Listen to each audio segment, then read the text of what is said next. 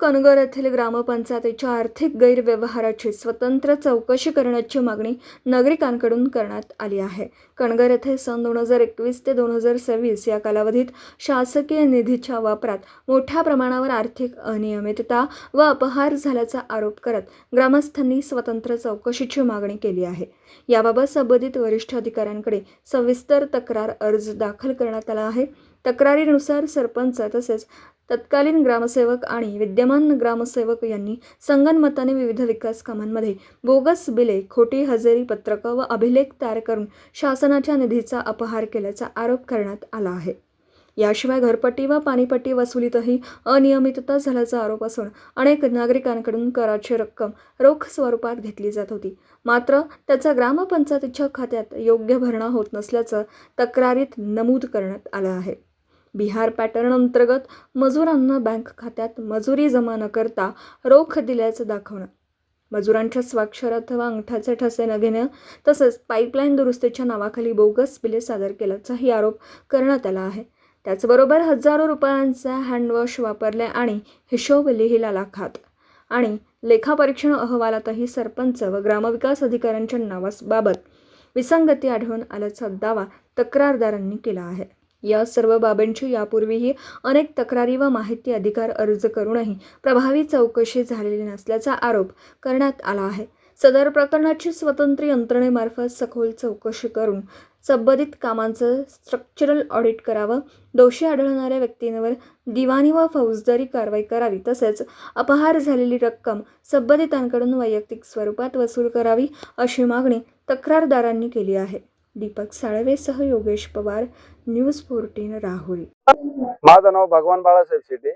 मी राहणार कणगर, तालुका राहुरी, जिल्हा अहिल्यानगर. इथं जे गावात कणगरमध्ये जे गावातले रस्त्याची अवस्था आहे ती मी माहिती अधिकारात माहिती मागून ह्या रस्त्याला किती खर्च झाला आणि ह्या रस्त्याच्या काय अवस्था आहे ही सरपंचाला विचारल्यानंतर मला ज्यावेळेस सरपंचाने सांगितलं की याचं काम झालेलं आहे, मी त्याच्यानंतर कागदपत्रात माहिती अधिकारात माहिती मागितली. तर ह्या रस्त्याचं काम 9 ते 10 वेळा दाखवलंय माझ्या घराकडली. पण रस्त्याची अवस्था अशी आहे की पाऊस झाल्यानंतर ह्या रस्त्याने कोणालाही जाता येत नाही.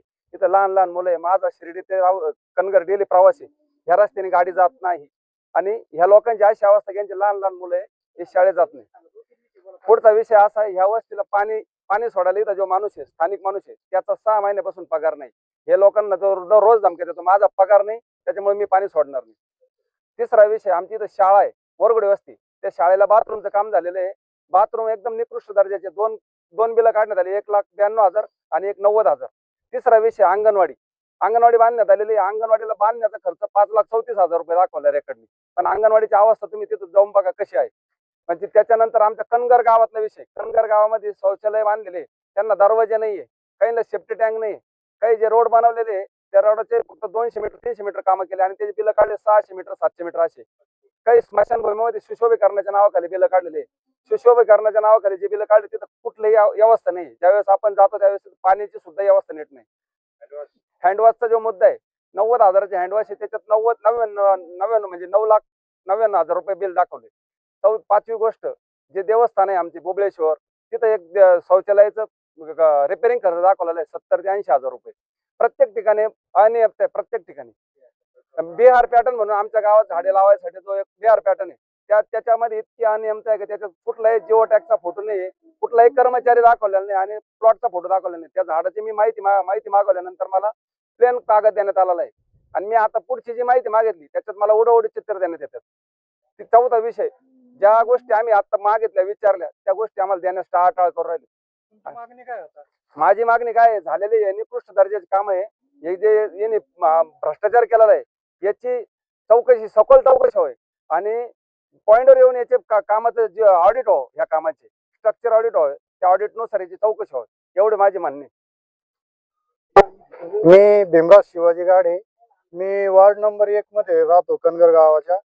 या कणगर वार्ड नंबर 1 मध्ये जी आदिवासी वस्ती आहे तिला जी पिण्याच्या पाण्याची पाईपलाईन झाली ती अपूर्ण आहे आणि पाण्याच्या टाकीपासून त्या पाईपलाईन पर्यंत साधारण 25 ते 30 पाईपाचं खोदकाम किंवा पाईप बसवण्याचे बाकी आहेत. परंतु त्याच वार्डामध्ये दुसरी एकच वस्ती निमशे तर या वस्तीसाठी जवळजवळ 5 लाखाचा पाईपलाईनचा एकाच वस्तीसाठी खर्च करण्यात आलेला आहे. परंतु जी जास्त लोकवस्ती, जी 25-30 नळ संख्या असलेली, नळ कनेक्शन असलेली जी लोकसंख्येची वस्ती आहे, तर ती पाण्यापासून वंचित आहे आणि त्या वस्तीवरचे लोक पिण्याच्या पाण्यासाठी या दिवसातही डोक्यावर हंडा घेऊन चालत असतात. त्यानंतर आमच्या वार्डामध्ये गावठाण ते उंबरदरा रस्ता हा निम्माच रस्ता झालेला आहे आणि निम्मा रस्ता जवळजवळ भारत स्वतंत्र झाल्यापासून या रस्त्याला इतकी दुरावस्था आहे. आजही या रस्त्यावरून लोकांना जाणं येणं करता येत नाही. त्यानंतर काही ठिकाणी, बऱ्याचशा ठिकाणी लोकांना जलजीवन मिशन अंतर्गत नळ कनेक्शन दिलेले नाहीत. तर त्या लोकांची मागणी वारंवार असूनही त्या लोकांना नळ कनेक्शन दिलेले नाहीत.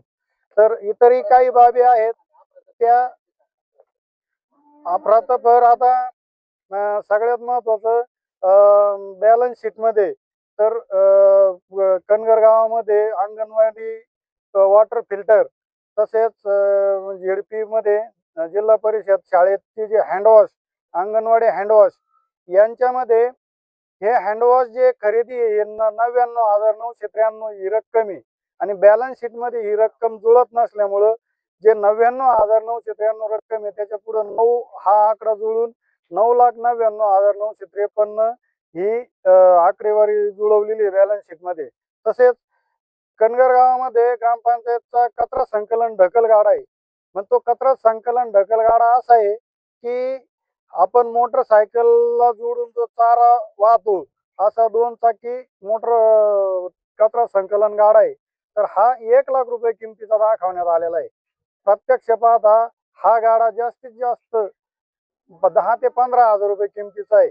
अशा प्रकारे कनगर ग्रामपंचायत मध्ये आपल्या आर्थिक व्यवहारांची फार मोठी अफरातफर आहे. त्यानंतर कनगर गावामध्ये ज्या खाजगी व्यावसायिक आहेत, तुमचं खाण असेल, कंपनी असेल, डांबर प्लांट असेल, भोगवटा 2 मध्ये जे मुरुम उत्खनन झालं तो प्रकार असेल, तर याची जी कर आकारणी ही कोणत्याही प्रकारची कर आकारणी आम्हाला आपल्या सामान्य रोकड वही आणि इतर कोणत्याही कागदपत्रांमध्ये आढळून आलेली नाही किंवा ती माहिती देण्यास ग्रामपंचायतीच्या कर्मचारी किंवा ग्रामसेवक आणि सरपंच यांनी टाळाटाळ केलेली.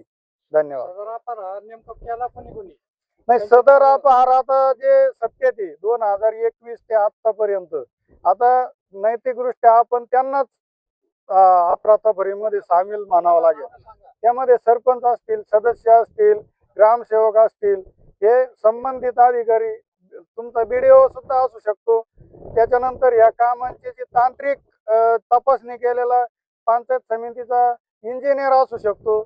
याच्यामध्ये आम्ही स्पष्टपणे सांगू शकत नाही, परंतु 2021 ते 26 यांची सत्ता आल्यापासून जे कोणी संबंधित पदाधिकारी हे याला कारणीभूत आहेत.